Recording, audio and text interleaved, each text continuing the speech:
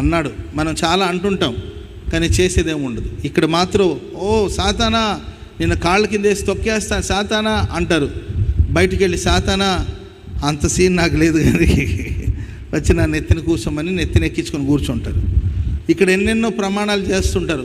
ఈ రోజు నుండి ఇంకా పరిశుద్ధం పరిశుద్ధం పరిశుద్ధమే, ఇక అపవిత్రతను దరికి రానిమ్మంటారు. గేడు దాడంగానే అపవిత్రత ఆంటీ పక్కన నిలబడి ఉంటుంది. ఇక్కడేమో పవిత్రత పవిత్రత, బయటకు వెళ్ళగానే అపవిత్రత అనే ఆంటీ నిలబడి రాండి ఆంటీ పోదామని చెప్పి ఎంట పెట్టుకొని వెళ్తారు. అపవిత్రమైన కార్యాలు, ఇతర కార్యాలు మనం విన్నప్పుడు మనకు కొంతకాలానికి విసుగు రావచ్చేమో. కానీ బైబిల్లో ఉన్న చరిత్రను చదివే కొద్దిగా ధ్యానించి విసుగు రాదండి.